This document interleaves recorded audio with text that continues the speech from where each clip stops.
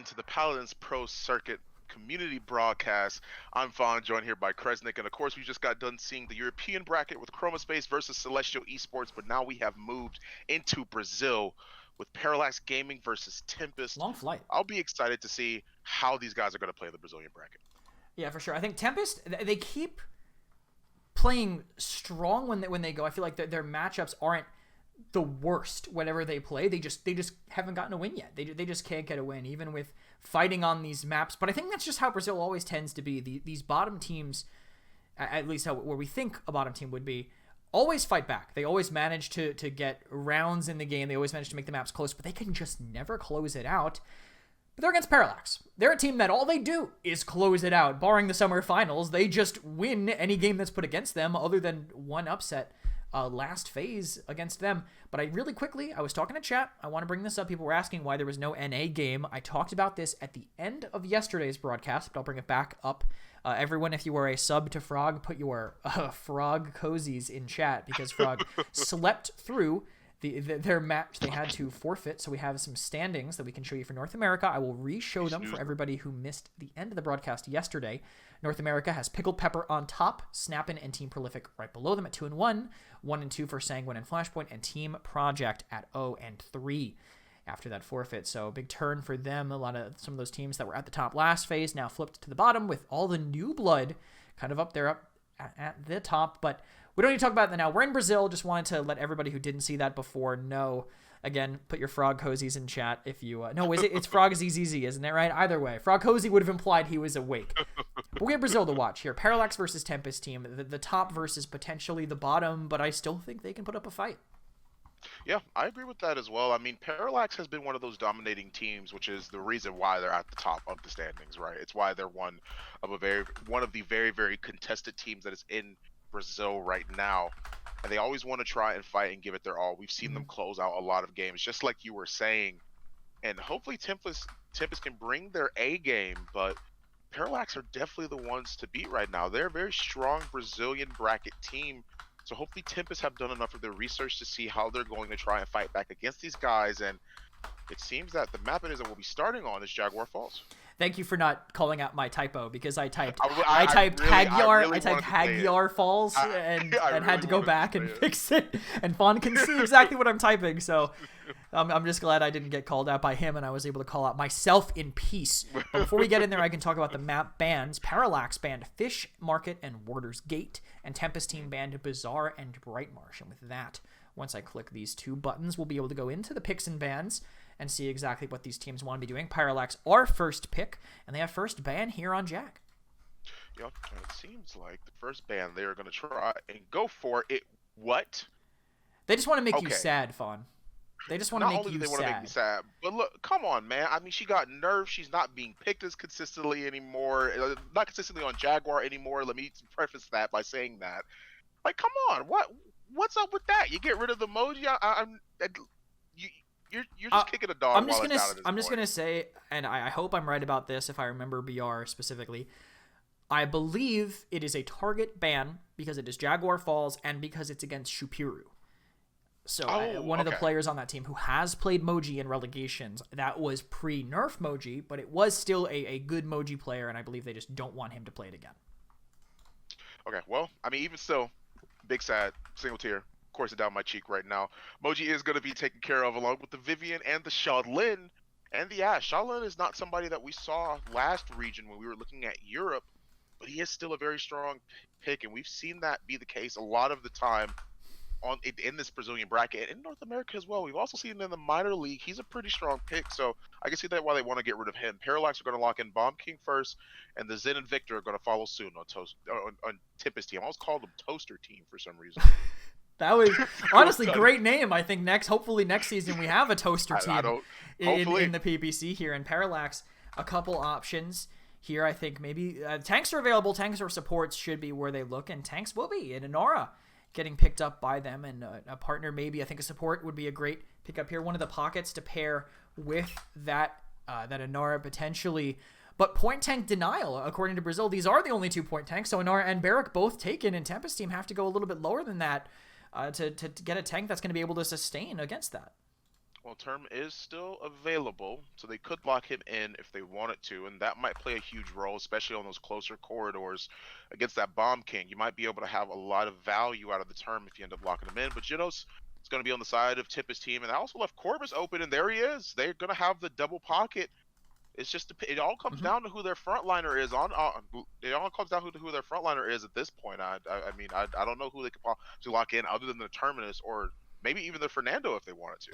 Nando and Term, both possible. Even Khan, if they really want to go that route, if they want to do that damage. But I mean, a lot of options they can take. Any solo tank will do fine for Tempest team, depending on how they want to play it. And it will be Terminus with his draft neck on this drafting client that I will never be able to unsee now that you've pointed it out to me before.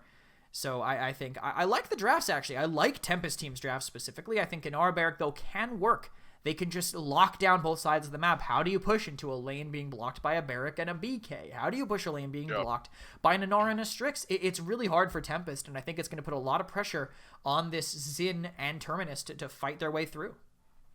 Yeah, and I think that's the most important thing, is how will they be able to break through the lines that Parallax have already set up, that Parallax are already setting up with their draft alone, right? I mean, you have the Bomb King, like you said. How do you push through something like that to try and gain more ground for yourself? Maybe they have to play a little bit more back. Who knows? Only time will be able to tell as we're going to head right into the game, or at least into the loading screen, until Krez can bring it all up for you. But at the same time, I'm really curious to see how they're going to be able to try and stop this and to see if they can really break through this BK, because I think he's going to be the one at the end of the day that's going to lock down a lot of these areas, just purely not only based off of Grumpy Bomb, but his damage. I mean, the damage nerf from 900 to 850, cool. Now all he does is hit the same as all the other blasters did, right? So, yeah, I mean, it's going to be a lot for Tempest to try and break through. And I see the players have gotten their titles with all of Tempest team like, we've made it into PPC, hell yeah, everyone equipped those titles. We saw it a lot last season too, but I mean, Tempest team, they deserve it. They made it their way through relegations. Even if it was behind Ignite, they still beat out a lot of the other Pro Circuit players to make it happen, so definitely happy to see them representing that.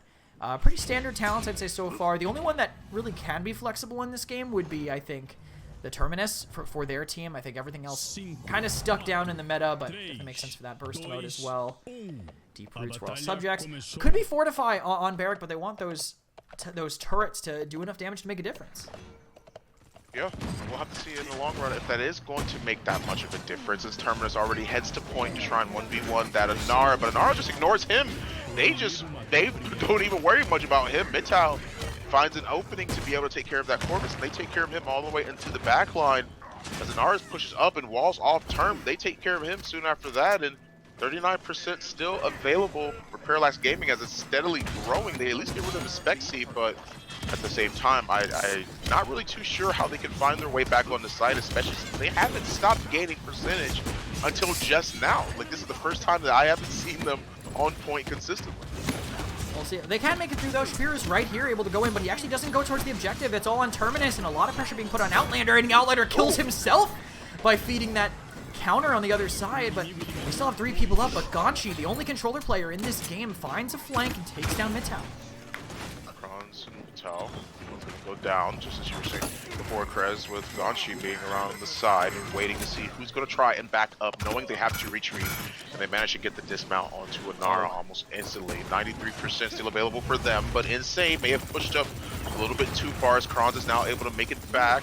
We do know that Bomb King's on the side, and Outlander comes around to help out, get the kill on Shapiro, as Kronz goes down soon after that. Mittal and Spexy find 1 kill apiece, and that's 4 members that were down on the side of Tempest team, as Parallax Gaming capture the first point on Jack. Yeah, and just DPS play on the sides that really win them that. Inara goes to point and gets the overtime. That's all that matters. Spexy is, for some reason, feeding this Terminus Siphon. I'm going to go look at how many charges he has, and yep, that is full from long range, so Insane eventually go into them. But like I said, Barrack and BK together, put that shield up. He is going to do a lot more. The turn very low on Siphon, actually has absolutely none, but gets it all back. The damage he was able to soak up earlier. Dintix putting on a lot of pressure, but he gets stuck in front of that time and space from Darius. Time and space finds the pick directly onto Barrack. Now they're moving in as Kronz is taken off of sight. Now they look at Outlander. He was the one next to the front liner, as Kronz not only goes down, but support goes down with him. Spexy is there, but he's already low. in his own right. So it's already a good look for them. Parallax is going to be on the back foot here, have to find their way back onto point. Both tanks kind of stacking right now, but I think they just want to play their range, potentially, use their Strix, use their Grover to poke them out. There's Ganchi and Insane contesting them on this left side. If they can get through that Siphon, they can actually get a lot of damage in, but they're just going to ignore it. Go to the right side, cut into Dark, damage Shapiru, force Darius back out, and the rest of Tempest team have to disengage, but now they're getting pinched. They could just collapse on them right now. Yeah, that's already a good look for them, especially when you started things off with Siphon Crash to not only catch out 2, but you managed to zone out the rest of them that may have tried to rotate to help out. He has tanked this entire Entropic breach, and it forces out the Whirlwind as well, but Insane goes down. They have a mark directly on somebody on the point that may still be available, and they are able to take care of one. Shapiru goes down soon after that, as Corvus has to back off into a spawn, waiting for the rest of his team to come back. See this pressure on the right side. Dintic trying to stop Ganchi from taking space. But Midtow's going to do the job for him. Has a great angle there in the far back, but the barrage potentially coming in. Will he avoid it? No. Tactical retreat, just not enough. And Ganchi finds that kill, but the rest of them are stacking in front of this Annul, and they have to use a defensive reanimator. Yeah, they use the cripple directly onto Zen. That's a good look, as they're able to at least stop him from moving a little bit longer, but the rest of them weren't even alive to capitalize on any of that. They were just trying to survive for as long as they can. They die on point. With 15 seconds left, they might be able to make it back. It all depends on how this goes towards the end. They are drawing eyes to Midtown, thanks to him handing a few sniper shots back to back and forces Zen all the way back, which means that Siphon doesn't mean much right now, as Term has to give it up. But 1-1 already. Tempest hold on just barely. Yeah, definitely. At the end, there was no way. I think with the timings of death, they had no heal, so couldn't make it all the way through. Ganchi dramatically higher than everybody else in the damage department. I mean, that makes sense, though. He's got the double pocket. He is 9-2. The fact that Shapiru is not ahead of the Strix and the BK is actually surprising with all of those heals there. And looking at how they're set up right now, Darius hasn't died yet. That was able to get them a defense, but they need to find a way to make this double pocket composition convert into a map win, or a round win at the very least. Range being focused on. Actually, surprising that range is prioritized instead of duration. When you have the pocket comp, you want to make sure you have full uptime. Darius might not be able to have that. The items as they roll out, and the healing definitely far in the favor of Tempest team, but the fight victories seem to be leaning towards Parallax. Yeah, that's what it seems like overall, especially when you open things up with a through time and space. It's gonna go wide, but Dars isn't able to find any sort of mark whatsoever. Then they get crippled out. Terminus can't move any further back. He already was, thanks to Outlander. Could have stopped that right in his tracks. The King Bomb rolls right into him, finds the pick. 39% available for Parallax Gaming. That's going to be a good look for them already, especially since they already captured the point beforehand. Shapiru's going to try and see if he can find a way to step onto point. The flashbang goes out, but I believe it was intercepted by the Siphon, so everyone's going to have to back off, especially since Sonar was brought so low. That's the lack of survivability on the side of Tempest. Even though you got that double pocket, that's hard to break through on the side of Tempest team, especially with Terminus as your only tank. You get rid of 2 of them that are already taken out of the fight. I mean, how do you burn through anything when they're all sitting on top of each other like that? You really just can't. Even with Term Siphon in the way, there's just not enough damage to make it work when your gameplay is focused on sustain, and Spirit getting chunked for quite a bit. Ganchi still has to leave and burn through that, plus the shield that they know they have lined up, and Darius falling as well. The Tempest team are still down one of their most important players here on this defense. Look at this, they're actually stacking the same side. No one's looking at a Spexy. He walks up secret free. Yeah, Spexy finds not only 1 pick, but he might even get the second. The Zen is there. Is going to be able to back off, but can't hit the same for Term. He's getting a lot of people looking at him. He lives for a little bit longer thanks to the Siphon, but at the same time, that damage is a little bit too much. Spexy throws out a bomb and detonates it, blowing up Insane. Now you got a minute and 50 seconds still remaining. With the card being up this far, this is pretty telling right now how this game has been going. Because even though they were able to defend last time, Tempest aren't able to hold on for long because they've crested past where they were stopped last time. So this is a better look for them than the last round was. I mean, they're completely locked in spawn, and only Insane can really contest the cart, but did he even get a chance to make it? Looks like he got grumpied and poppied off. Oh no, disaster for them, with Insane getting sent flying off and putting Parallax up to this 3-1 potential to end the map in this next fight. Ganchi, no more kills from that last fight. He only got 2 more deaths added to the column. Same exact way with Shapiru as well. The damage still high for them, but they're catching up on the side of Parallax with the Spexy 12-3. A dominant performance from this Bomb King. Even after the nerfs, it was only... Anybody who in their ranked games has stopped picking or banning BK because of that nerf, it was 50 damage, guys. It really wasn't that much. It adds up over a couple bombs, but come on. He's still very strong, very powerful on a map like this when one bomb with Royal Subjects can cover an entire choke point. We'll have to see how they proceed from this point on the side of Tempest. See if they can sort of reclaim any sort of point on the objective, but they ate so much damage coming onto point and they get crippled instantly. Insane goes down almost the minute that he shows his face. He gets burnt immediately. Kronz is low, but they don't have the ability to be able to push through Dome Shield to even counter out the Zins. He can't get to where he wants to. Midtown finds a pick on one of the supports. They're still getting cap time, though, even with Shapiro poking them down, but it looks like Kronz might have to. He has to wall up and disengage slightly. He's actually willing to stay committed, but he's give up some point. Maybe too much. Whirlwind comes in and it can't save Dintic in the back, and Kronz kind of alone, but he will have damage reduction soon. With the rotation from Ganchi, he'll have to leave. Even then, no one's peeking in the fights in favor of Parallax.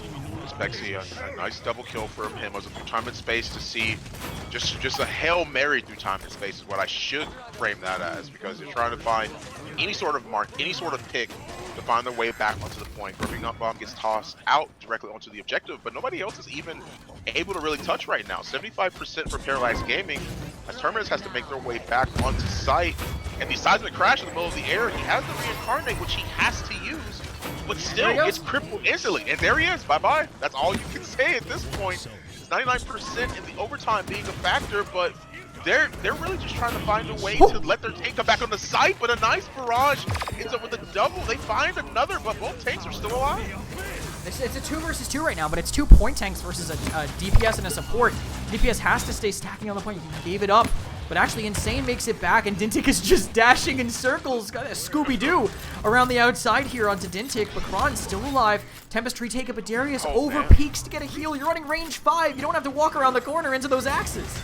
74% already for Tempest team, as it seems like they might be able to capture this one, but the Grumpy Bomb gets the stun directly on the Insane, and the Whirlwind comes through to counteract whatever aggression that Tempest might try and take advantage of. Outlander gets killed, but they can't make it to point. They take care of Insane, and that overtime was all they had left to keep themselves in it. Jaguar falls with a 1-0 in favor of PG.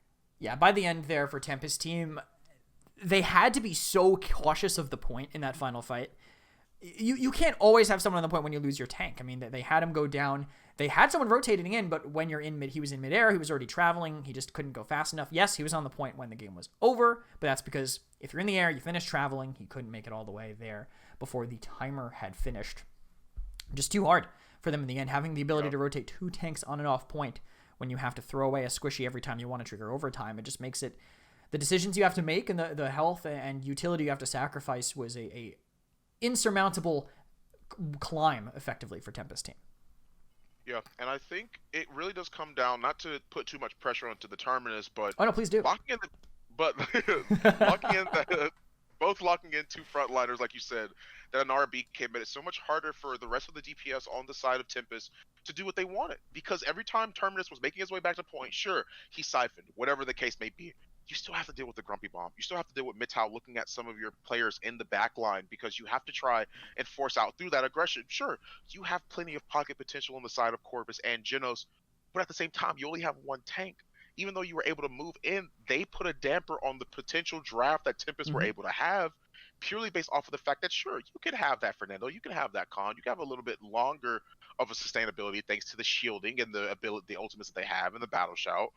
But at the end of the day, it still comes down to the fact that they weren't able to rotate on and off a point as effective as Parallax were able to, which is exactly what you made mention of. Hey, also Aspexy went 17-4. Yeah, I'm not surprised at this point. I don't know if I can really say that. I'm sure that had no effect on the game and how it went. Yeah, this bomb king on Jaguar Falls, super dominant, tough for them to deal with.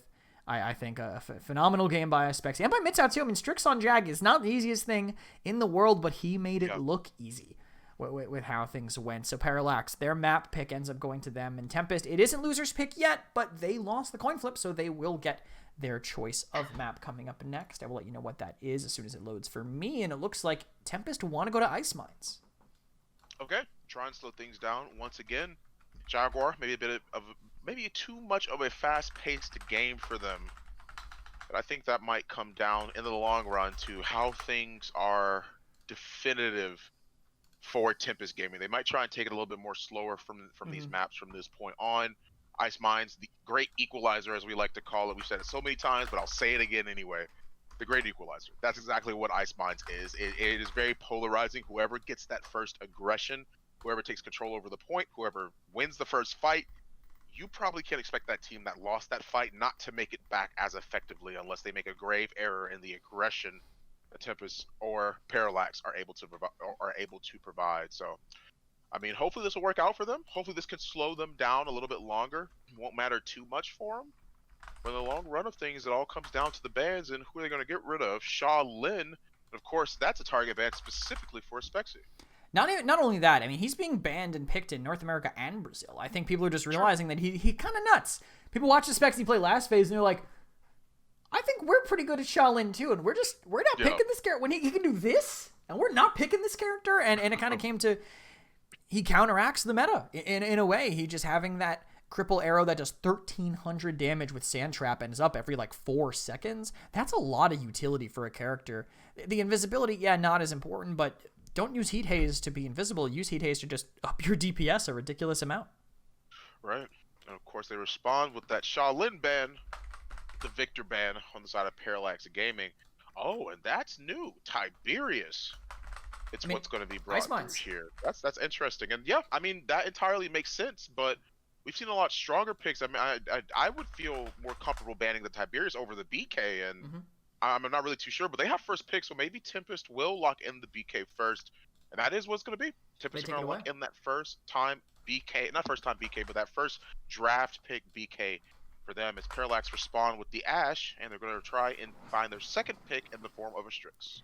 Seems like sponsored teams have their Strix one tricks today.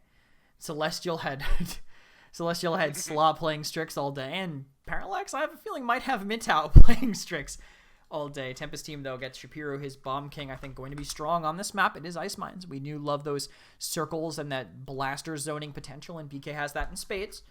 Nara also picked up, I think, a fantastic tank for this map. Even with Ash picked up on the other side, they get the better point tank, I would say, in the trade, and get one of the best supports in the game to heal that Bomb King and that Inara. We'll have to see how it turns out for him, of course. Because even still, we've seen, despite how strong Corvus has been, we've seen him lose a few times over before, and Dredge is actually going to get locked in on the side of Parallax Gaming, so that's a good look for him. I mean, that's very, very heavy barn control, if anything, even more so than I think BK might be able to provide. I mean, that Grumpy Bomb, sure, but it's a little bit harder to try and break through all of that if you're on the side of Tempest team. When Dredge, once that late game starts coming online, if he's running Scuttle, it's going to be a lot harder. And you can't really duel him with Hurl either, thanks to that Abyssal Skewer. The healing that you can get from hitting those harpoons, I think, is great. But I expect to see Scuttle. A lot of Dredges. I personally prefer Hurl on this map, but most Dredges do run Scuttle just to have that late game explosion, even if you sacrifice quite a bit in the early game to get there. I like the Nando Ash combination. I think those are fantastic ultimates to have on Ice Mines. I think the Genos will be able to heal them up, and that Strix might be hard to dive, but seeing that they have some decent pressure from them, but they have two potentially aggressive DPS on the side of Tempest and two kind of defensive tanks. This Talus might be kind of on an island at the start, relying on this Corvus lifesteal to get away with the aggression, because there's not really much of an opening otherwise. Yeah. And hopefully that Dredge will be able to provide a lot of opportunity for them to move right on through on Ice Mines, especially give them a lot of control. So we'll have to see how this game is going to end up being in the long run. For the most part, seems like having that Genos locked in means that Dredge is going to hit plenty harder than you might expect him to, and same thing for Mid-Tow as well. Once again, Depends like on if you he's said, Hurl, they might just have this man Strix the whole time. And is he going to use Hurl? Oh, we'll find out once we are in the game. But I'm saying it depends on if he uses Hurl, because Hurl isn't boosted by Luminary. The left click's the only thing, and Broadside. But again, good players just walk out of Broadside, giving it kind of less effectiveness. He is locking Scuttle right now as we pull you into the game. Tempest versus Parallax map 2 is Ice Mines. We'll look at this. Deja Vu, love that for this map. Small shield. You don't really need big shield. You can lock down a whole lane with the small shield and get that around the corner pull, I think, is fantastic. See inner strength to Naganshi, not too surprising there. And other talent-wise, nothing really crazy, although it is off-tank Nando running Scorch instead of the shield reset build, so maybe a little bit more aggression, less mobility, but way less sustain in the face of a Bomb King. And actually, Darius swapped 2 big shields, so less sustain for him, but more potential fight winning for his team. Yeah, and has everybody is on their mounts and making their way onto site. We'll have to see how both of these teams are going to play their own compositions respectively. And already just going to head straight to Barn, drop down that portal and bounce it around to see if he can find any sort of opening marks. He's going to be able to find much, but right now he's going to stare right down on the other side of Barn, and BK can't even peek. They actually force out the wall on the other side. It's a 10-4 on the buy, goes out, tosses out the harpoon, but it's not going to find much of a mark. Broadside goes there. Forces Gonchi to wait a little bit, but it seems like he wants to try and dive directly onto mid-tower. Gonchi and Tempest actually collectively have taken a lot of room over here, but he has to be careful about this dredge. They're getting flanked by this Ashe too. Look at this. Didn't take in the middle of them with a shoulder bash hit, but he needs to seem to help him right now. Darius got his 20-second cooldown back in time, and it gives them the first blood on the map. You're at least able to find a good pick on the Dentic. May have pushed forward a little bit too hard, as he ends up having to force himself past the divider as soon as it goes out. Mid-tower finds a good snipe.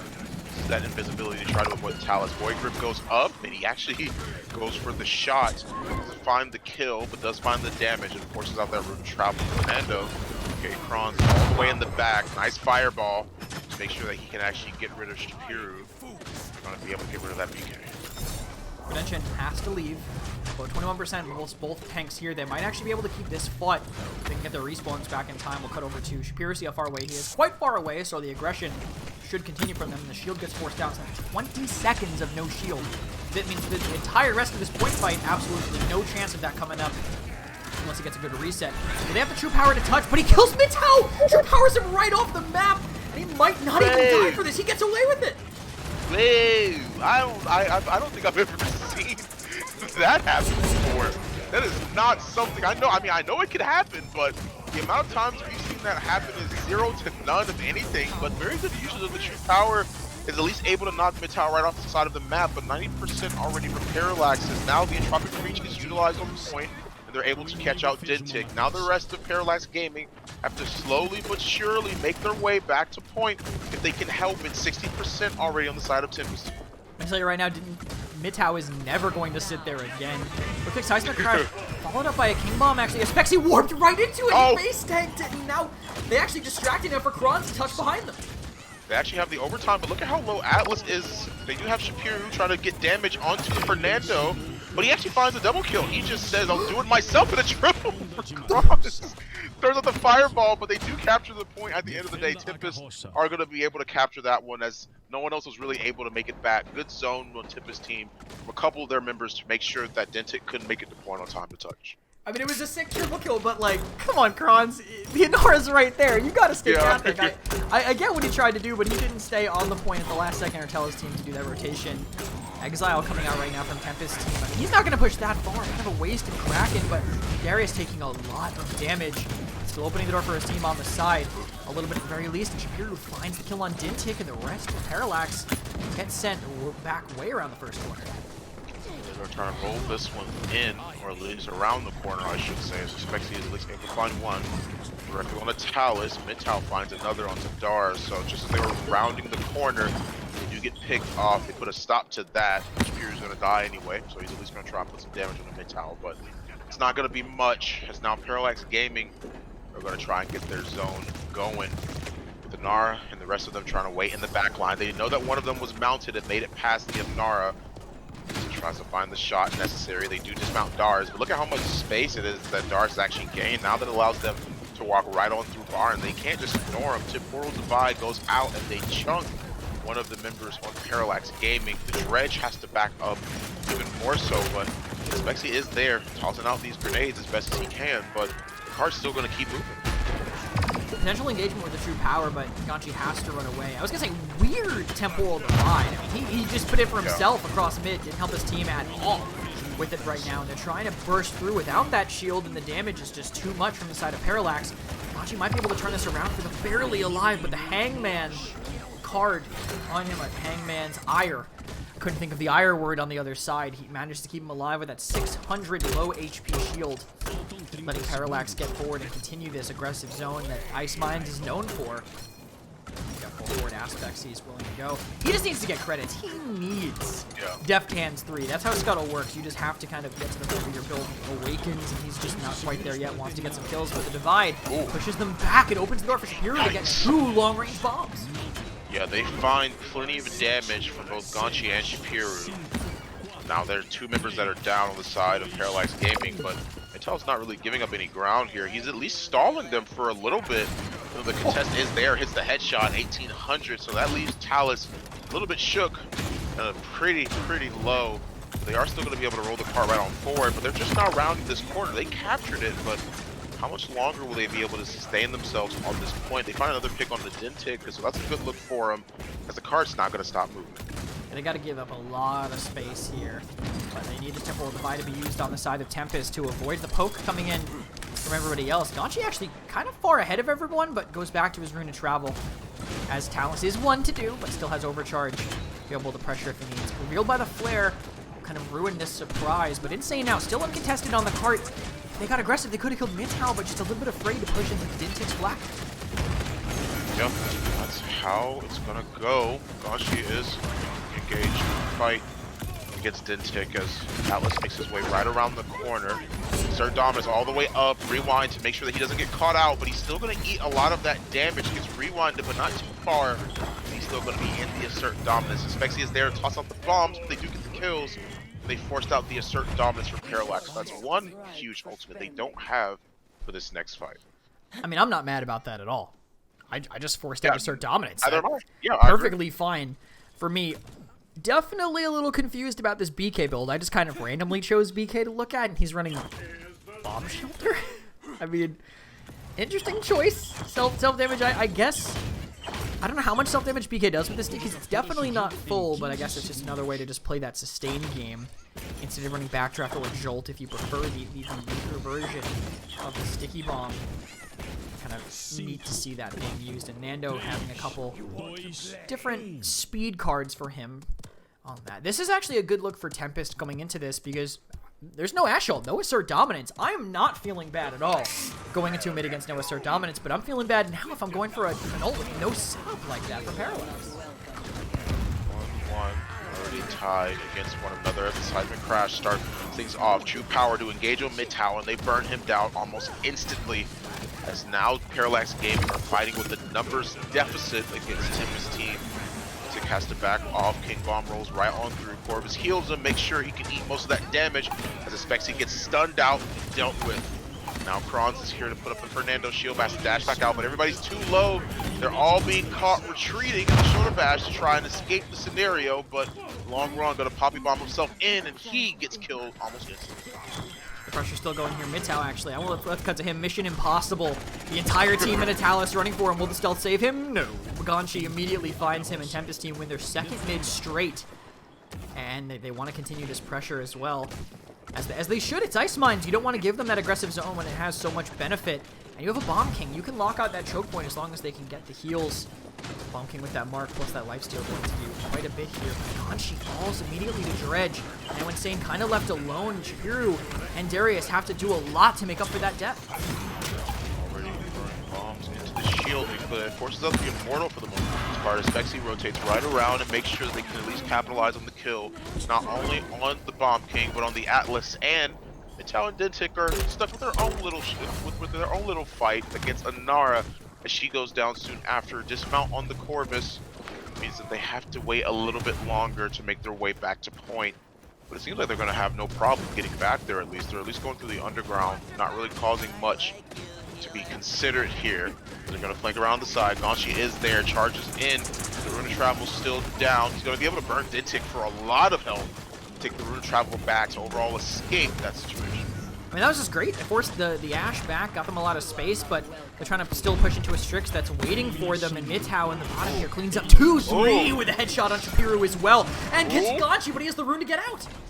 Yeah, and Gonchi, Gonchi has to make his way around. Please give him the Penta. Like, Gonchi is stuck in the corner, trying to find a situation to get out, but I don't think he's going to be able to escape for much longer. Everyone's shooting at him, knows he's all the way in the back, but Midtow has his own things to sort of handle. He's going to push up, or at least hold his ground where he's already standing. Spexy Gonna find that last kill or rewind directly onto one of the ones escaping. Midtown did get rewinded and got dealt with almost instantly.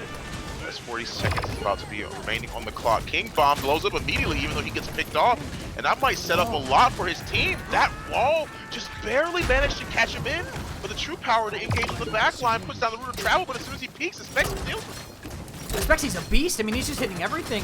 Every time Gonchi tries to fight on this dredge, those synced shots really just deleting him. He's able to get this ground again, even with Darius up here. He has the rewind, but look at that burst damage. They trade their Genos for it, but they have the better spawns on the defensive side here, even with the shield dancing right now. He's buying so much time. He trades with Midtown also? Wait, this might let Gonchi actually come in and touch the point. Gonchi is able to make it directly onto side and use the route of travel to take it back, but they weren't able to stand on the point long enough to cause the overtime. He was there, but a couple of seconds too early. And Bomb King gets burnt as soon as he is able to at least get close enough to the point, but it's still not going to mean much as now the score is tied up 2-2 on Ice Mines. Very different look for this mid also. I mean, look at these ults. Tempest, they're close to a bunch of them, but they're missing quite a few. No Seismic Crash, no Exile, no King Bomb, no True Power. Gonchi has been spamming that, basically. It's been working out really well for them. And I want to point out in this Talus loadout, Guts is literally gone. There is just no Guts being used whatsoever here. Apparently a completely dead card since the nerfs.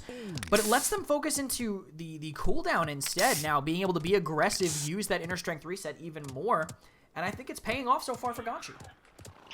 Yeah, and that's going to be a good look for them as we come into this next round for Tempest teams. So they try and regain control over the point, but Gonchi's going to go down first this time around. Definitely a swap for how the point, or for how the mid fights have been going so far. Pumping damage directly into the Atlas. This could be a huge time of space if they have enough information relevant to it, but the rest of the team might just be able to clear up. He doesn't even need to use the ultimate, especially with the nice double, and now the Def Hands is coming online. Now Scuttle has that huge advantage against Tempest team as they try and round that corner. They just get burnt immediately along with the Kraken and the Immortal, so that way they can still hold their ground. Inting is actually still so far forward here. If he can use the ultimate, he has the Rezeal, but Gonchi just tracks him out of the air. And wait, it looks like Insane actually made it to the point behind them. They're panicking now, and they spent some ultimates for this. Only time and space left. Are they going to use it to stop him? He could have used it for CCP, but he didn't. Might spend it in the choke. He sees them stacked up, but doesn't want to use it yet. He needs the setup. Here we go. Midtown's already being dove immediately. They get the Void Grip, and they at least traded out 1 for 1, but now they made it back on the point. Time and space is going to go wide. As it's a little bit off to the right. Outlander's not going to find that mark, but they're at least going to find Chiru as they are going to be able to kill that BK thanks to the Assert Dominance. The aggression is warranted. Now Parallax Gaming can try and gain more and more control over the point if they want to. He got that knife. He knows they want to teleport. They do make it there, but he gets Void Gripped, and everybody goes, hey, look at him. He's all the way up on top of there. Everyone just focuses him, and he gets burnt down. Insane goes down next. Gonchi almost gets taken apart, but it's not going to be enough. They are going to capture the point on the side of Parallax. We'll see how the defense can work here. It's going to be really hard against the sniper, but they do have the temporal divide at the very least to buy a little bit of time. But I mean, Midtown, well, let's cut to his POV. I mean, look at this. How do you contest this as a Bomb King? Hope he misses like that, and that's basically all you can really rely on. But Specs is running down this short side. The Seismic Crash kind of forced on him, and forcing Shapiru in, so he's just controlling so much of the map right now. Yeah, using that Kraken and forcing the popping bomb for Bomb King, so he has to move in, and that just puts him in an even better spot. Grenades getting tossed out as Dars goes down next. That's a good look for Parallax Gaming as a minute and 45 are still sitting pretty. Yeah, plenty of time to make it back to the point if they lose this fight, but it doesn't seem like they're going to stop here. The Immortal is available along with the Flashbang. A minute and 35 seconds are up and available. Divider eats the Fireball, but King Bomb is about to start rolling through. They find the stun directly onto Dentic, and he goes down. Fury's brought extremely low. The Immortal as well, just to get that kill. Kronz is there on point, but how much longer can he live for? The Scuttle is finding plenty of damage, but no one's able to get the pick. I don't hate that, actually. With the amount of time they have left, they seem to be able to charge it back up, and especially using that full cooldown Harpoon to find a kill, but he just has to get ready to leave. Not even driving him, but man, if he didn't go away, that was actually a dead Talus. Spexy is so lethal on this Scuttle Dredge. 60 seconds, 1 full minute remaining. They can spend ultimates to cap this if they want to, but I think Parallax has to be careful. That one mid, one mid they lost was on the back of not having the cooldowns, but Outlander getting dove. Gonchi finds the kill and gets out for free. Talastic through to travel to make sure that he's in a safer spot than he was a couple of seconds ago, but Spexy is going to find the kill onto Dar. Superior trades it out, but the kills are checkerboarding now with Spexy finding himself a nice double. It's most of an even fight. It's an even fight for the most part. They aren't able to, no one's really able to gain any ground. Tempest team can't zone and Parallax Gaming can't push up, so it's pretty much a stalemate for the most part. Towards the tail end of this round, it's going to depend who's going to be the one that's taken out. Kronz is a little bit in the corner, has to dash out so he doesn't get killed. As the rest of the team of Tempest team are trying to keep an eye on everyone else. Assert dominance in the back. This might be the aggression they want, and even though they do eat the stun, Earthing Guard gets utilized. They are looking at darts, but Spexy goes down. That's a huge start to how this could go. No DPS at all. They lost both of them, and now just the two tanks still in the fight. We'll cut to Kronz on point, pushing away Gonshi, but they spent ultimates just for that. Flashbang and Assert Dominance now both gone. And if I'm Tempest team, I spend absolutely nothing here. The Entropic Breach got cast to stay alive, but they just held off on it. Both tanks go down, and Tempest team, it's still 2 ults to 2 ults, but Tempest is way closer to having what they need. Most important thing here is Parallax and this Immortal, I think. What will they get with the Immortal to stay alive through the ultimates the Tempest still have in their pocket? Look at these KDs. Actually, Kronz 14-7, by the way. I don't want to ignore that. This Scorched Nando, definitely one of the best maps for him, and Kronz is making it work for sure. Yeah. It's looking good for them for the most part, so it's kind of hard to complain whether it's working out for them or not, because we've taken them to a 3-3. The potential last point on Ice Mine, well, not the potential last point on Ice Mine, the definite last point on Ice Mine. You think we're going to see a 5-5? Yeah, I'm absolutely ready to see a 5-5 for sure. When the score's tied at 4-4, both teams end up coming out on top, but I digress. We're going to get right into the next fight, as immediately we have 3 ultimates that are up on the side of Parallax Gaming. Everyone's sort of waiting. Stentic is trying to find his opportunity, notices that nobody is there. He's going to take his time for the most part. Outlander spreading out the Luminary buffs best as he can. Seismic Crash gets thrown all the way up there. Now, are they going to find the pick on mid? How they are. That's going to be a good look for them, as now Tempest have control over this mid fight. True Power all the way in, trying to melt him down. But he gets Void Grip and gets dealt with almost instantly. That's a 4 against 4 right now. Only 21% being on the side of Tempest. And the spawners are closer for the side of Tempest, but gosh, look at this! Spexy gets both of them up top! The Immortal means they can't get anything out of it. And Tempest, 54%, they have to die on the point. They can't give them any chance to get any cap time with Redemption running away as quickly as he can. This is a desperate situation. They spent the True Power. That was their best chance to touch, because Outlander can't really escape. Gonshi now just staring them down, warping into the floor due to Spectator, but has to use the rune as well, so no free touch. This King Bomb has to get so much. Rolling right on through. Temporal Divide, giving him a little bit more movement speed. Knows that he's there, but he misses the King Bomb and can't Poppy Bomb himself out. 57% for Tempest team. As it's coming down to the wire, Anara is on point, but the rest of her teammates are going down. Dars is going to be the next one, and he is. Spexy finds another pick, and now already, thanks to the Assert Dominance, they're able to hold their ground. The last one is Redemption. And that's going to be it. Tempest team can't make it back. Parallax Gaming against in a 3-3 in the long run are going to end up losing it against Parallax once again. This makes it a 2-0. Yeah, Parallax up 2-0. And I think you can see the difference between teams that are able to escape during a fight and teams that can't, right? Gonshi, maybe if he goes back to the Rune, Tempest wins that game. Literally. Tempest, if he doesn't die when he goes in for that dive onto Spexy, if he just runes back, they still have him up. They don't have to take that 5v4 where they have... It's a 4v4, but Mitau was coming back sooner. He died so early that he was already mounting back and was able to overwhelm them there. They stay committed. Maybe Gonshi doesn't... They don't have to do that desperate King Bomb in the doorway where they lose 2 people at once. Yeah, and I mean, even still, that King Bomb didn't quite find its mark either. I mean, Dintic didn't get hit. So that just means that it ended up not having the value that it would have wanted. I mean, of course, you have the Assert Dominance on the side of Dintic to make sure that he plants that flag in there and doesn't let anyone pass. And that just makes it that much more pivotal for them to try and make it past that, which they really couldn't. After that fight, after that King Bomb went awry, that was one of the only chances they really had to try and retake, because by that point, Insane had already gone down. They were already on point trying to contest them from getting more percentage, but they picked him off. And since that King Bomb didn't find its mark, that played a huge role in everything. 148,000 damage on Strix for Mitau. 160 on and both Spexy. And yeah, 160 on Spexy and 105 on Kronz from the Fernando. So I mean, man, that's a good look. I mean, you can't really complain. Everyone's been doing well. Almost everyone except the support almost hit 100k damage on the side of Parallax. 39 more damage than the Bomb King on the other side. That should go to show. I mean, and that makes sense though. I mean, they had the Genos, the other team had the Corvus. They could tank more, and Parallax could output more damage. It goes to show in the healing stat too. 60,000 more healing from Corvus. Redemption playing that, I think, to a pretty decent level. Look at how much damage Insane and Darius absorbed. 176,000 on Insane and 150,000 on Darius, a tank that kind of has a limited health pool, only has those rewinds, but I think he was able to live pretty well. As we take a look at the KDs, he did die 16 times, so that was a barn burner across a lot of different fights, so I think that makes sense. But what doesn't make sense is Spexy, again, 23-5. Dredge is so hard to dive when he's playing well on top of those teleporters. Yeah, and I mean, thanks to the Immortal that Kronz was able to utilize a lot of the time, it just kept them in those fights for so much longer. I mean, you put it out. I mean, you said it perfectly. They had, on one side, you have the Corvus.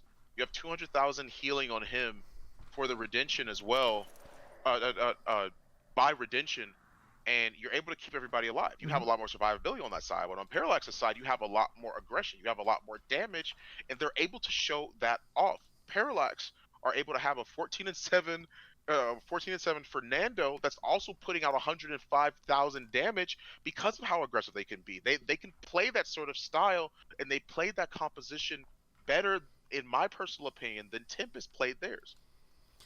Yeah, and we do have the next map here, potentially the end of Tempest. Parallax, if Tempest can't get their act together against them, Parallax looked really strong, but Tempest pushed them to the limit. I mean, they had them at the edge. Even with these worse stats, they were winning the mid fights. They were making good decisions, just not at the very end when they were so desperate to dethrone this team that's looked so strong. The next map here will be Stone Keep. So Tempest want to go to a map that's, I guess, a little more standard than what we expect, but they can play a little bit of everything, and hopefully, for their sake, they're able to kind of stay flexible on here and potentially catch Parallax off guard. Yeah, Tempest team hopefully can adapt the situation to their benefit, as we have seen before in the past two games, that even though, like you said, they did take Parallax to the brink, they still didn't end up catching the dub. So hopefully Tempest team can try and change things around on this next map and see if they can try and draft things a little bit better. I can only expect the Shaolin band to be brought out once again. You think so? As Spexy is known to. Yeah, I mean, I don't think you really let Shaolin through this go around unless you're going to pick him on your own team. I don't think you give Spexy a comfortable pick. So I'm actually going to tell you something right now, Fawn. Okay. The players did not give us a draft for this game. So you know what I did? Oh. I asked what the picks were, and I came up with my own draft, the order that I think it went in. So we're going to see if I'm correct. If they're in chat and they don't say this properly, maybe they can correct me. But I had my own guesses about how this draft went. So I'll do that. So the first ban from Tempest team, and we're assuming some things stay the same. Shaolin, I'm assuming, going to be taken away from a Spexy and just removed from Stonekeep in general. One of the maps where he's been kind of played to the highest amount. And on this map, I think hit scan also very, very powerful. Parallax removing potentially this Vivian from the game as well. Yeah, so Shaolin, Vivian, like you just said, are both out in the ban column. So we won't have those individuals to be able to make sure things come through on the side of Tempest or Parallax. And Atlas is what Tempest is going to get rid of now. Don't want to deal with that divider or any of this or any of the damage or CC that Atlas can provide. Don't want to invest in that resilience too early, especially against them. Vivian's gone for Parallax, and you round things out with the Victor, so get rid of both hit scans. And then Shaolin is not left open even still. So they're still respecting Asphyxie on this, but both Corvus and Genos are open. Yeah, Corvus being taken early by Tempest. As we've seen, they tend to prioritize it. Redemption has looked great on it. I mean, under pressure, he does go down, of course, as any support would, but he's still outputting a ton of healing and keeping the marks, I think, on the right target. So next couple from Parallax here on Stone Keep. And after how they looked with Asphyxie on this Bomb King on the first map, I'm not shocked they would take it again. BK, I think, playing fantastically on Stone Keep when the corner pressure can be important. And why not have a Luminary Bomb King, right? Just get that damage boost and make it even harder to stay alive around those corners or the end of a direct fight, because Asphyxie is going to hit every sticky. Well, you're definitely going to need Tempest team to have some sort of sustainability, or I should say, well, they have their sustainability in the form of Corvus. The survivability is what we're looking at here. As Ash is going to be locked in on the side of Tempest team, and you have Zen, multiple get out of jail free cards, so maybe that'll be enough to stop that Bomb King. Yeah, it's possible. I mean, Ash is definitely decent at dueling into the BK, especially with Battering Ram, and Zin has can just catch him out with a counter, but Bomb King, if he gets the stickies on first, can kill him right through it. So kind of a skill matchup there, I would say, on their side, with Fernando coming in on the side of Parallax. I mean, they just played so well with Nando. Why not take it again? Whether it's Aegis, whether it's Scorch, you're still going to be able to get a lot of pressure with it. We'll see what they potentially pair with it. And it'll be Buck, so they don't have the Genos to counter it. You get that Buck, so has been high priority in the past in BR. We've seen it be successful every time it's played in this region as well. Why not pick it up? Bulk up gives you a lot of sustain, or Bounce House just lets you delete someone if you make it all the way over to them. Yeah, and I mean, having that sort of survivability, especially against a Zen, means that it'll be a lot harder for Zen, of course, to dive into the back line and get value out of this. But triple DPS composition, all flanks on the side of Tempest team, so they want to make it as uncomfortable as possible for both Buck and Bomb King to try and live through a lot of this. But Tempest team have that Corvus, so maybe that sustainability will play, of course, it will it will play a huge role into how both Zen, Talus, and Androx are going to approach this, especially the Ash as well. But all this means is that they want to have that aggression off of site, and then they'll make their way onto the objective and make sure they can capitalize on it. Tempest look like they just want to play the chaos game here, right? Yes, I mean, they just want to overwhelm them completely with these three flankers and the Corvus. The thing is, though, this Buck and this Bomb King could potentially find their way past and get onto the Corvus. They're going to need those lanes covered. Stone Keep is not a map where I'm feeling great about having a one tank if I'm on the defensive end, especially into a Bomb King and a Genos. That Luminary pressure around corners is going to be brutal. And how are you going to get in if this Cassie, whoever's piloting it, we assume Mitau, I would say probably Dintic on the Buck would be my guess. Assuming Mitau's on this Cassie, he's going to be hitting shots. You're going to need to be on point to win those duels. Yeah, you have to be very confident in the composition that you have on the side of Tempest team if you feel like you are going to make it work out against the anti-flank himself, Buck. And then, of course, you have that Genos to damage boost all of the backliners that you're trying to dive onto. I mean, I understand I said it before with Zen having those multiple get-out-of-jail-free cards, but that's Zen. Andro and Talus don't really have that liberty. Sure, you have the Rune of Travel. Sure, you have the Reversal. But can they outlive the damage that Cassie and that damage-boosted Cassie, Buck, and Bomb King are going to be able to have at their backs? I mean, only time will be able to tell as we head right into Stone Keep. For the most part, though, of course, you have the spreading influence. Everything seems to be standard for the most part, or at least standard nowadays, on both sides of the teams. Is there really anything that stands out to you? Scorch and Fortress Breaker kind of stands out to me as these off talents for the champions. Fortress Breaker less so, but Scorch's solo tank kind of says they really want to lean into that aggression. I do have a question for you, Fawn. Looking at these drafts, you think I was right? Yeah. About the bans and the picks? I mean, bans maybe not. I mean, who knows? There's so many champs in this game. I mean, it's hard to say what they didn't want to play against, but just judging by how things turned out, I think this made sense.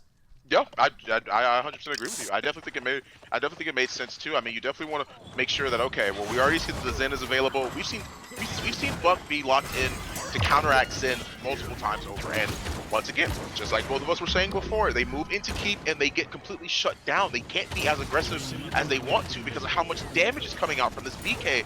The Grumpy Bomb kept so many people out. Sure, Zen countered it, but everyone else had to respect that. So because of that, now they have to back off. They already lost 2 members on the side of Tempest team, and they have to respect what Parallax are able to bring to the table. Irana Shapiro kind of just taking damage for no reason, basically, just wasting time, I guess, from the Bomb King, but chunked right away by the combo from Mitau.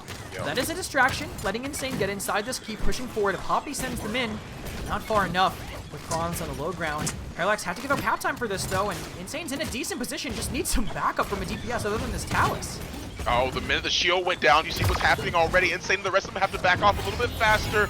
And she's going to be able to make it out. Ash shoulder bash her way out of the situation, but for how much longer will she live? Not much is the answer to that, as Dintic manages to find that pick. Now Buck is able to move in a little bit more aggressive as he's flanking around in church, finding damage directly onto retention, uses the knife directly up into the air as Dars peels back to try and see if he can stop Dintic. Dintic uses recovery to escape that scenario, but you already see by Keep, they have control over Keep in its entirety. Spexy even pushed into Banana and got the kill on the Ganshi. Yeah, look at Dintic right now in the backline, forces the projection out of Corvus, which appears in the way, and Insane doesn't make it to the point in time because of a grip from Outlander. Oh, caught him in man. the middle of the shoulder bash and didn't let him touch. Retention is there and has to back off out of Fireplace, but that's it. That's the first point captain for Parallax Gaming. They have King Bomb already available for them as well. With I think everything's playing out how we were talking about it. I mean, that's just it. I really think that's just it. Like, they can't really contest the damage boost on a lot of these different targets. Sure, they have the dive potential and the sustainability, but they can't get past this burst that they have on their side. Look at this aggression. Look at this Immortal right now. Mintau's just going to come in because why not? He's invincible. Yeah. Already, Spexy is there. As soon as Dars uses the spike, they use it through time and space to counter that. They come out on top of this engagement. My goodness, man. I mean, the Immortals started things off. They wanted that aggression, and they got it. They paid it off in dividends. With a minute and 30 seconds still available, they have the King Bomb. Try and roll right on in. Dodges him out the juice. Oh my goodness, that was so well played by his Spexy. They find the pick on him. They force out the shield as well and force everyone else to back up. Oh my goodness. Parallax Gaming with the 2-0. You do love to see those types of plays. You're not going to say it, Fawn? This movement? Yeah, I was completely expecting that. Well, I was like just waiting, bated breath for you to say it was calling his movement, and it never came. I was so excited, honestly. I was so taken aback by the play, dude. It was this movement. It was so hard to stop it. I forgot how to speak for a second. My goodness, that was an amazing thing. Man, they played that so well.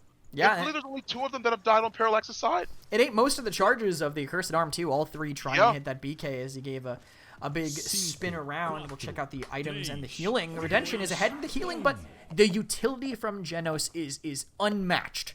One of the reasons why he gets picked in ranked and in these games too. Just so important to have.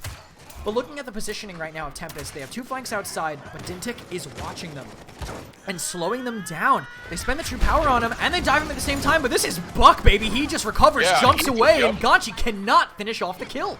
The Runa Travel forces him all the way back, too. I mean, they aren't really holding much of anything. Like you said, that's Buck. They are at least able to find the pick onto Midtown, and they're at least able to find the return pick from Parallax onto Shapiru, and they even find Ganchi. They even flank around and manage to come out on top of this situation despite the aggression that Tempest started off with. They were able to find that beginning pick. Redemption moves in. He was out for Ash blood, man. was able to escape. I mean, yeah, he definitely was, because Ash definitely didn't need any sort of peel whatsoever. She already made it out, but I guess Redemption want to avenge his fallen comrades, but his sacrifice will not be forgotten as they are able to make it back, into the banana. They put out the shield as well, and Spexy finds an opening kill on the Dars. They're even pushing them back. Immortal once again. Oh, they already know what's up. They're backing off almost instantly. The minute they see that Immortal, they know what's coming. A storm's rolling right on through in the form of Parallax Gaming. 3-0, and the point is captured, and the bodies keep on piling up. Nando's ultimate is really so impactful on a team that can follow up on it, and all Parallax definitely followed up on it. They want to get damage. They're so hungry for these kills. They just end up diving in, and Tempest down 0-3 already. Sitting back there. And Yomi poking Darius is going to be nice, potentially give them an opening, but they're just getting chunked by the things coming in from the other side. The knockback from the flash shot, the Bomb King spam. And Grons is perfectly willing to just sit here and open the door for them. With 3 people coming up top, they narrowly avoid the time and space, but it gives Midtow the perfect angle for follow-up. Yeah, Midtow finds a nice double kill. Even though they're forcing Dintic out, he almost ended up getting bursted. But they still don't find what they need. They don't cement themselves in a lot of these fights. Even though they may find the opening pick, it just seems like Parallax haven't stopped stepping on the gas. It's just so hard to stop them. The bombs keep getting tossed out. It's hard for anyone to try and find more and more damage than this. They keep using the Accursed Arm. Recovery is down, but he misses one of the shots, so they don't get the pick. Well, he loses the trade because of this, and he does. They have the King Bomb on the point with Kron still contesting. He face tanks it as quickly as he can. Redemption is there, but it's not enough, and Parallax roll the card into another 3-0 victory for them in this phase of the PPC. I can't. I mean, how do you even break that down or discuss that? We already said it with. I mean, we immediately started in the very beginning saying that Parallax has the aggressive counter draft. They even locked in the solo tank. They went, all right, anything you guys can do, we can do better. They locked in the triple DPS as well. They had the Genos at their back. They felt confident in the fights that they were taking because of the Luminary buff, and we saw how much that paid off. Sure, they had the sustainability in the form of Corvus, but they couldn't live long enough for that to even take effect. Yeah, I mean, looking at the damage, it was pretty close. I mean, it wasn't super one-sided damage-wise, at least on the teams. You can see Mitau heads and shoulders above everybody else, but that game was just over so fast, there was no time for even the winning team to do damage. They were still all over 40k, no one other than Shapiru on the other side touching 30k. But Parallax just were dominant that whole time. A lot of the damage was going into shields on both sides. Insane and Kronz, I think, both for how long that game was, absorbed a respectable amount of damage there. But looking at the KDAs will probably tell more of the story of how the game really went. 0-7 on Insane, 1-7 on Shapiru, and no deaths for Dintic and Outlander. Even with 3 deaths on a Spexy, that's because they all gave up their lives to make that work. And Parallax just kind of continuing to establish themselves as this very strong force that if you can't beat them, you're never going to be number 1 in this region. Yeah, 10-0 on Dintic as well. I mean, an unkillable and undying buck. Yeah, even Outlander got a piece of the action, right? I mean, He didn't even, not only did he not go down, but he secured a lot of the last hits himself, which means that he was also a force to be reckoned with. I mean, that's what it comes down to at the end of the day. Sure, you have similar compositions, but even still, you mentioned it in the very, very beginning of Stone Keep starting. It's the fact that this Genos lock is why it's so very, very consistent for a lot of these teams, that regardless of what region it is that you're in, because of the consistency it is that he has, but also because of Luminary. Even though the damage was close, it allowed them to secure a lot of those priority picks, and especially the Fernando as well. I like the Fernando draft a lot. Every time there was an Immortal, and you even saw Tempest adapt to that situation. The Immortal gets used, okay, what happens? They start running. They know exactly what's about to happen. They're going to get run down by everybody on the side of Parallax, but they could never escape quick enough because they were firing on all cylinders. This is why Parallax is at the top of the Brazilian region. And speaking of being at the top of the Brazilian region, actually, I was waiting for a segue, and you gave it to me. I have the standings for Brazil. Hey. Now that this match is over, with Parallax coming out on top 3-0 with, I mean, they have literally just won 3 3-0s in a row, but right behind them, the qualifying team, Ignite Gaming, with only 1 map differential behind them, in control, following them in 3rd place at 2-1 with a 2+-, and Carnage in 4th place, 1-2, the -1 differential. And the bottom, it's 2 0-3 teams, Fatal Ambition and Tempest team, but both of these teams have put up fights. I just want these players, the console combination on Fatal Ambition and the grinders on Tempest team, to figure out how to actually close out a set, because I feel like they could be up there if they actually got that kind of hero mindset out and figured out how to close out a game. Yeah, I mean, the fact that Parallax and Ignite are so close together means that whenever these two titans clash, it's going to be a banger for sure. But at the same time, you do mention it, Carnage is in 4th spot right now in terms of the standings with a -1 differential.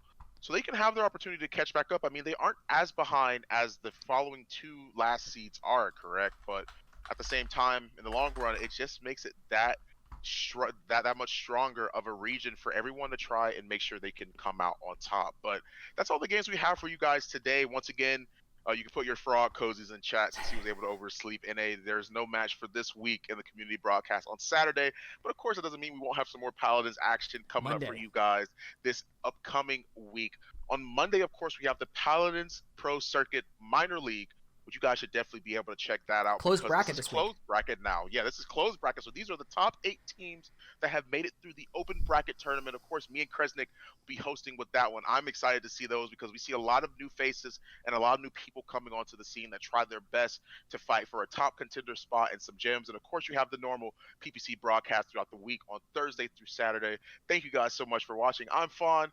That's Kresnik. And for both of us, we really, really appreciate you guys watching these community broadcasts. Thank you so much. We're going to peace out.